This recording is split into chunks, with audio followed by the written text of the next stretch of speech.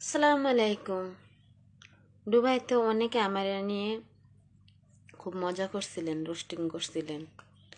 আমি দুবাই আসার পর আমারে কেউ কাজ দেয় নাই, কোনো কাজ দেয় নাই। মনে করেন বাসা বাড়ির কাজ আমারে কেউ দেয় নাই। এখন আলহামদুলিল্লাহ হয়তো সবার মতো অনেক কিছু নাই, বড় বড় টাকা নাই, পয়সা নাই, ব্যাংক নাই, ব্যালেন্স নাই।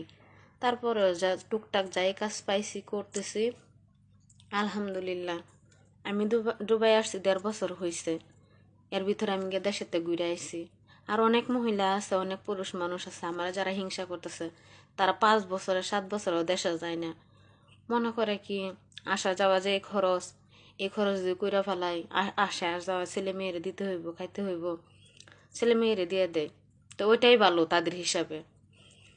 আমি আর কি করব, আমি একটু হালকা ঘুরান দিয়ে আসলাম। আমি হয়তো কম খাই, কম পড়ি, আমার হয়তো কাজ নাই, কম খাই তাতেই আলহামদুলিল্লাহ, কম পড়ি আলহামদুলিল্লাহ। হয়তো সবার মতো সোনা গয়না নাই, বড় বড় নেকলেস নাই, কি করব। তারপর শুক্র আলহামদুলিল্লাহ বিদেশে আছি। এখন সবাই মনে করবেন যে আপা এই কথা কইয়া একটা হালকা একটা ইয়া দিয়ে দিলেন, ধাক্কা দিয়ে দিলেন। ধাক্কা না, দুঃখের কথা আজীবন মনে থাকে। কষ্ট করেছি, আলহামদুলিল্লাহ ভালো আছি।